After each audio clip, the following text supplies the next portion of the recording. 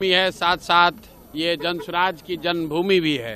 ये जन स्वराज का पूरा अभियान इसी चंपारण के पवित्र भूमि से भितिहरवा से आज से 3.5 साल पहले शुरू हुआ था और इस संकल्प के साथ शुरू हुआ था कि पिछले 20-30 सालों से जो बिहार के लोगों की राजनीतिक बंधुआ मजदूरी है, जहां लालू जी के डर से लोग नीतीश भाजपा को और भाजपा के डर से लोग लालू जी को वोट देने के लिए मजबूर रहे हैं, उस राजनीतिक बंधुआ मजदूरी को खत्म करने के लिए पूरे बिहार के 1 करोड़ लोगों ने मिलकर ये नया विकल्प बनाया है। ऐसा विकल्प जहां आपके बच्चों की चिंता हो, आपके बच्चों के लिए पढ़ाई और रोजगार हो, और आज वही पौधा वट वृक्ष बनकर यहां पर एक विकल्प के सामने लोगों के सामने उपलब्ध है।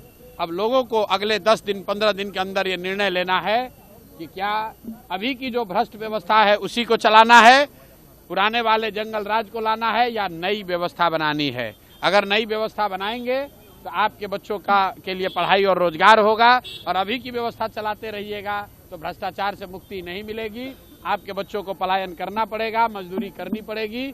इसीलिए सारे लोगों से मेरा अनुरोध है कि इस बार जगिए, जाति धर्म से ऊपर उठकर, नाली गली पैसे 500 रुपये मुर्गा भात से ऊपर उठकर अपने और अपने बच्चों के लिए बस्ता छाप पर वोट दबाइए, बटन दबाइए और जन स्वराज की व्यवस्था बनाइए, ताकि बिहार में एक नए युग की शुरुआत हो सके।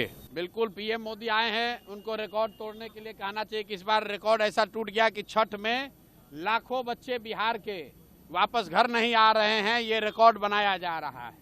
12,000 ट्रेन का वादा किया था मोदी जी ने और इनकी सरकार ने, और आप देखिए पूरे देश में हर रेलवे स्टेशन पर, हर बस स्टैंड पर बिहार के बच्चे धक्का खा रहे हैं, लाठी डंडा पड़ रहा है उनको, ट्रेन में सीढ़ी पर बैठकर, लैट्रिन में बैठकर बच्चों को आना पड़ रहा है। ये मोदी जी की सरकार है और ये लोग इतना डरे हुए हैं कि बाहर के लोगों को आने नहीं दे रहे, क्योंकि जान रहे हैं कि वो लड़के जब आएंगे बिहार में तो इस बार इनका नींव हिलने वाला है। लेकिन बिहार के लोगों को ये सीखने समझने की जरूरत है कि गुजरात के लोगों के लिए 1 लाख करोड़ का बुलेट ट्रेन चल रहा है और बिहार के बच्चों को छठ में घर आने के लिए पैसेंजर ट्रेन भी नसीब नहीं है। तो मेरे भाई एक बार संकल्प लो और जिन लोगों ने आपके बच्चों का ये दुर्दशा किया है उसको पूरा सबक सिखाइए। इस चुनाव में इनको झाड़ू से मारकर बाहर भगाइए, नहीं तो आपके बच्चों को ऐसे ही गुजरात में जाकर मजदूरी करनी पड़ेगी।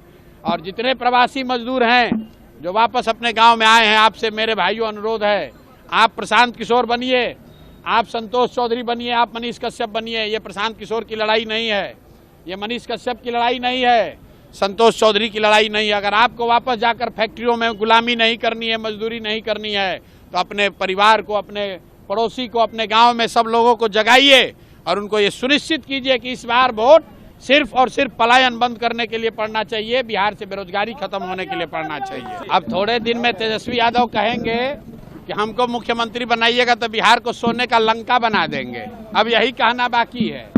18 बरस में इनके माँ बाप और ये लोग बिहार को लूट के कंगाल बना दिया। अब कह रहा है कि फिर से हमको बनाइए ताकि हम फिर से और लूटें। 15 साल में जब लालू यादव की सरकार थी तो बिहार में किस तरह का जंगल राज था वो एक एक आदमी को याद है, कोई उस झांसे में पड़ने वाला नहीं है। तेजस्वी यादव वो बूढ़ा शेर है, आप कहानी सुने हैं ना, जब शेर बूढ़ा हो जाता है तो सोना का कंगन लेकर बैठता है ताकि कोई राहगीर चलता हुआ सोने के कंगन के लालच में शेर के पास आए, और जब आएगा तो शेर उसको खाएगा। भैया जो बाघ है, शेर है, वो मांस ही खाएगा, वो दूध नहीं पिएगा। अगर उसको आप वोट दीजिएगा तो फिर से जंगल राज आएगा, फिर से अपहरण रंगदारी यहाँ पर होगा। अगर उससे बचना चाहते हैं तो जन स्वराज का बस्ता दबाइए अपने बच्चों के पीठ से। अगर मजदूरी का बोरा हटाना है तो स्कूल का बस्ता बांधिए। पढ़ाई ही वो रास्ता है जिससे बिहार में सुधार होगा। अगर आपके बच्चे पढ़ेंगे नहीं तो उनको जीवन भर मजदूरी ही करना पड़ेगा। जब तक बिहार के लोग ये नहीं समझेंगे तब तक बिहार का भला नहीं हो सकता है। कि यहाँ बिहार में पहले बूथ लूटा जाता था। अमित शाह आजकल नया शुरू किए हैं उम्मीदवार लूटने का। तो पहले कुछ बूथ लूटा जाता था तो दूसरे गांव में लोग दबा के उसके खिलाफ वोट देते थे, उनको हराते थे। तो इस बार जो 3-4 उम्मीदवार लूटे हैं अमित शाह, तो आज एक सूद समेत उनको वापस कर दिए गोपालगंज में, और बाकी का हिसाब बिहार की जनता करेगी। बिहार की जनता देख रही है कि ये गुजरात के लोग चाहते हैं कि दिल्ली में बैठ के बिहार के लोगों का भविष्य तय करें, ताकि बिहार मजदूरों का फैक्ट्री बना रहे और बिहार के बच्चे जाएं गुजरात में मजदूरी करने और गुजरात का आदमी फैक्ट्री का मालिक बनकर हम लोग प्रशासन करे। इसलिए एक भी आदमी जो भाजपा को वोट देगा वो अपने बच्चों को मजदूर बनाने के लिए वही जिम्मेवार होगा। एक एक आदमी को संकल्प लेना है भाजपा को, एनडीए को किसी हालत में वोट नहीं देना है।